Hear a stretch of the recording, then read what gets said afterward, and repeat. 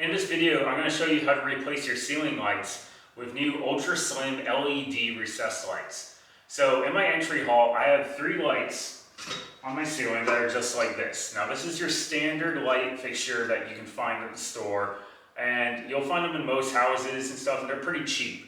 And they're usually the go-to for contractors because that they're cheap.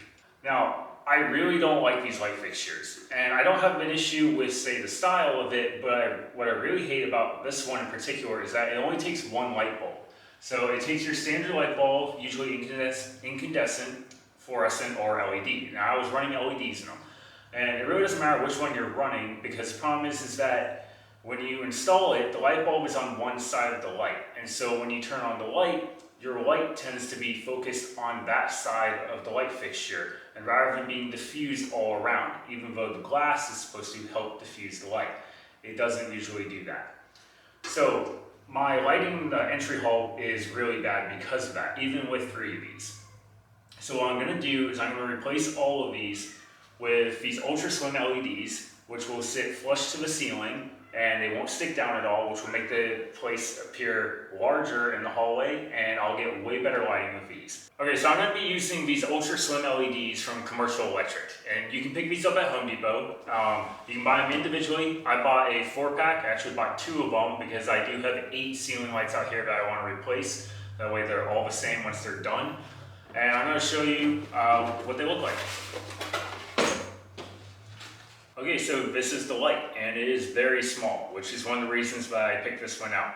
So recessed lights are also known as canned lights, and it's kind of starting to disappear now because of the new LED technology can make them this small in appearance.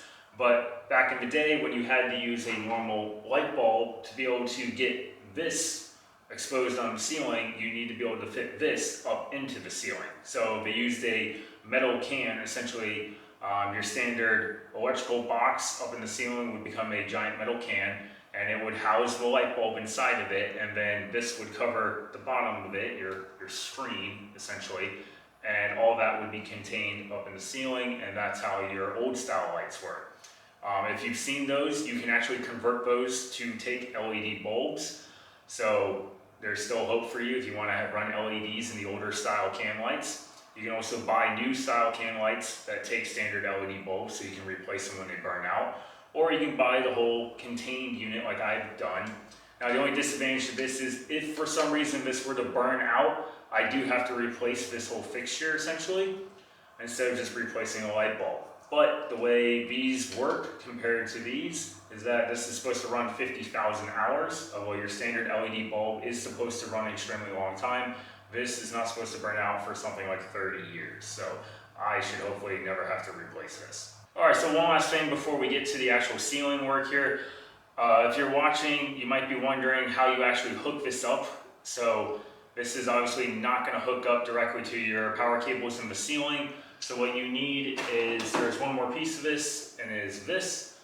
And the way this works is that you would plug into the light with this piece, and for your actual power cable connections, you would open this up, and you've got color coding, you've got 3 different wires here, and you've got your ground, your neutral, and your hot, and you would just plug each wire directly into here, and you have the ability, if you want to run a series, which is what I'm doing here, we have multiple lights on the same circuit. They give you 2 open spots in here so that you can run that series connection and not have to twist wires together and have your wires capped up there and stuff. Because ultimately, if you were running this in brand new construction, you would be able to eliminate the need for an electrical box, because essentially this would replace it. Now, I'm using old construction. I'm not going to pull out the electrical boxes because there are other wires running in there, so I'm going to leave those in place for my purpose. Alright, so the first thing you want to do while working with electricity is turn off whatever breaker the light bulb or fixture that you're working with is on. So I've already done that, and this light's off. So I'm going to go ahead now and I'm going to remove the glass, and then remove the bulb, and then actually remove the fixture from the ceiling. So these are pretty simple. You just unscrew the little cap, it comes off. Your glass is now free, and it will just drop down straight. Now I'm going to unscrew the bulb. This was on recently, so it's still rather warm. Okay, now from here, these are held up really easily with just 2 screws. It's not very well fixed to the ceiling. You can usually rotate them a little bit. So another reason I don't particularly like these types of light fixtures is just how cheaply they're made and how they're held to the ceiling. So I'm going to unscrew these real fast using a Phillips head, and then this will drop down and be free.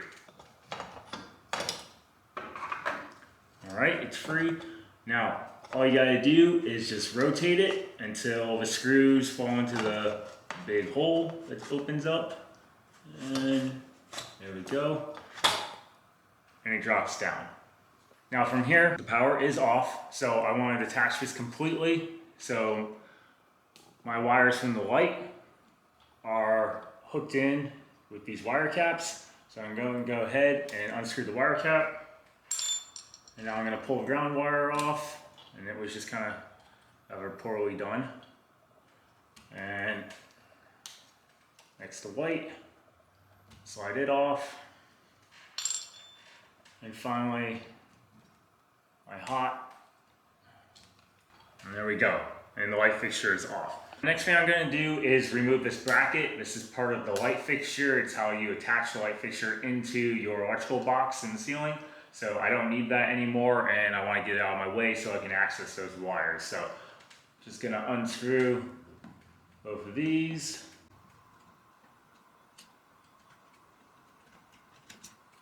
Okay, now I need to pull these wires down because if you look, you can see that this isn't necessary. They only did this to be able to hook up to the light fixture, and I don't need this for the LED I'm going to install. I want both of these wires to be free so that I can plug them in directly into the new LEDs hookups. So just take that piece off. Now your lights may not have that, so you don't have to necessarily worry about it, but for mine, I need to get rid of these.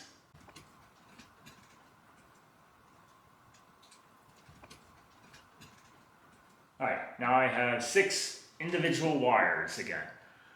So I'm going to try to keep them separated by which line they're coming in from. So I've got 3 coming down from here, and then the other 3 coming down on the opposite side of the box, and most likely these 3 are coming directly from my breaker box, and these 3 are heading towards the next light in the series. So I just want to keep them separated just for my personal OCD factors. Okay, so now what I'm going to do is I need to mark the drywall, because in order to fit this LED light in there, I need to be able to cut a hole here to fit the light.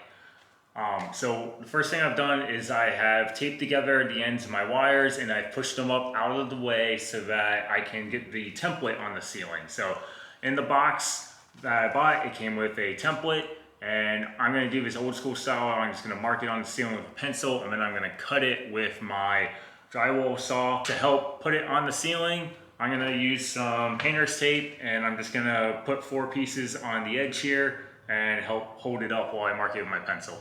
You could use a really big hole saw if you wanted to, and I did see those in the electrical department, but they sell them, but I think it was about $50 for that tool, and I was not going to spend that money. I will spend the 5 or 10 minutes fighting up the drywall rather than spend $50 just for that piece. I'm not trying to make this super precise because I already have a kind of crappy cut in the ceiling from the previous light, so I'm just going to cover this up and essentially attempt to center it as best as I can, and then I'm just going to mark it and do my next piece. So I'm going to make my cut now. I'm just going to use a drywall saw. I'm going to cut in and then just carve out my circle.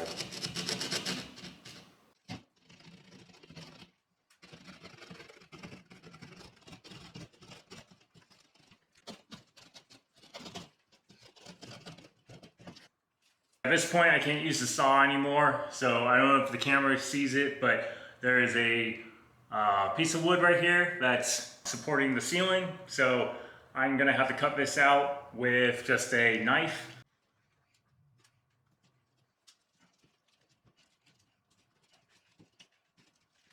I got my troublesome electrical box up and out of my way, so now I'm ready to go ahead and hook up the power to my LED's junction box.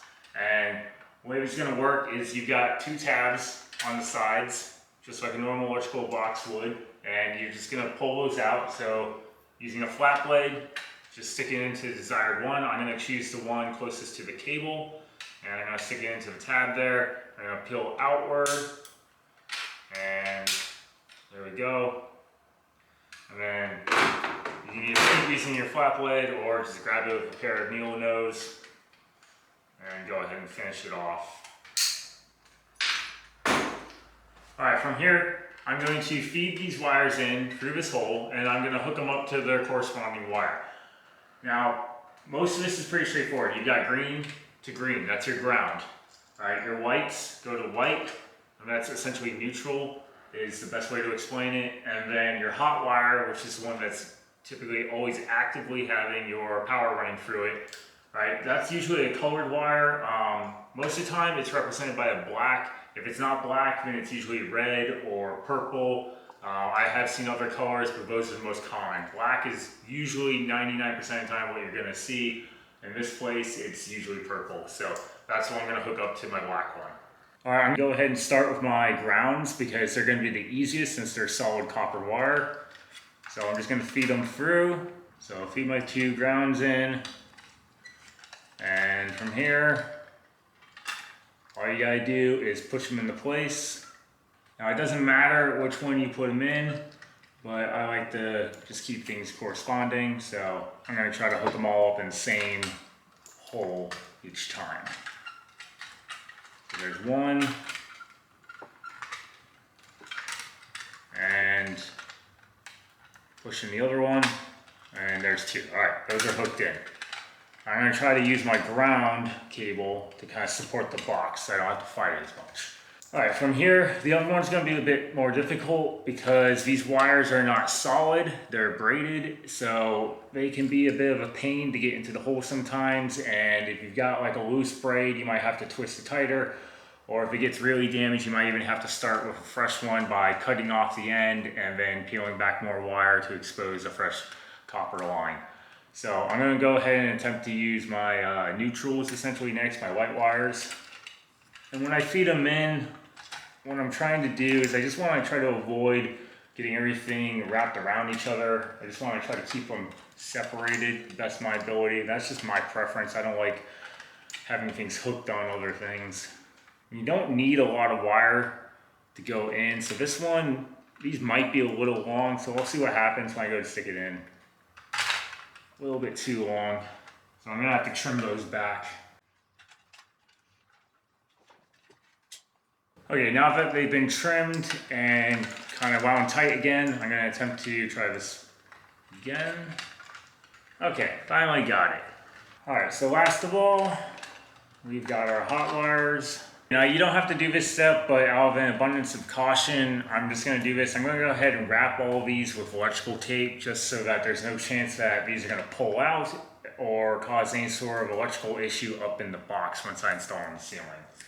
So again, this isn't necessary, this is just my preference.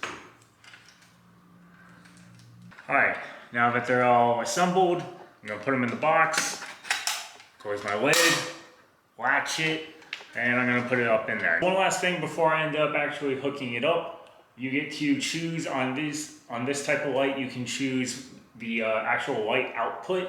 So not all of these recessed ones are like this, but this particular one from Commercial Electric is.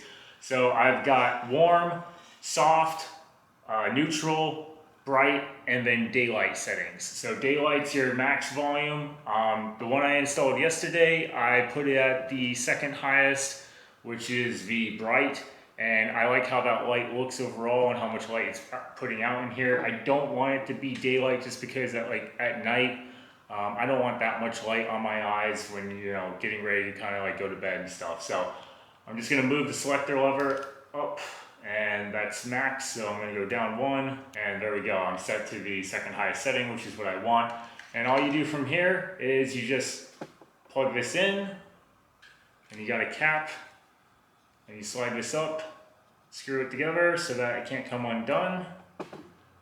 Now just feed your cord up in there so it's out of the way, and careful not to change your brightness selector in the process. All right, now from here, What makes this thing really nice is that it can pretty much mount anywhere it can get a hold of. So you just press these spring clips up, and I found yesterday the best way to do it is really just one side at a time. So you just find two sides where you have the space, and I've got space there. Press the other one up, get in position, and let it go, and it will hold itself to the ceiling. I went ahead and I installed the third light in the series so that all the lights out here are done, and I'm really happy with the way it turned out. So I'm glad I purchased these lights because the lighting out here is far better than it was before, and I just like the overall look of the hallway now. Now I did have one issue, which was the electrical box, and that was simply fixed by unscrewing it and then just pushing it up out of the way and then fixing it in place. So if you encounter the same issue, you should be able to just do that simple fix as well and just move it out of your way to get your light flush to the ceiling. Another thing I've noticed is that I've watched several of the videos on how to do this install for my own information, and a lot of those videos out there will have the guys using a hole saw to cut the hole. Now you don't need a hole saw, okay? You can use the drywall saw like I did, or you can just use a utility knife, because again, those hole saws are fairly expensive. Now they do speed up the job and they make making your hole extremely easy, but you're gonna spend the money for it. And if you're only having to do, say, 2 or 3 lights, and that's all you want to install in your house, then it's not really worth the money. So don't get discouraged thinking you have to buy that tool. Now, if you're interested in these lights as well, then they are commercial electric, and you can find them at Home Depot or on Amazon. And they sell them several different styles and brightness, or you can just buy the ones that I did that have the 5 brightness selection setting on there, so you can choose between what you like best in your area. If you like this video, then please give us a thumbs up, leave a comment or 2 down below, and we'll see you next time on Grunt Cave.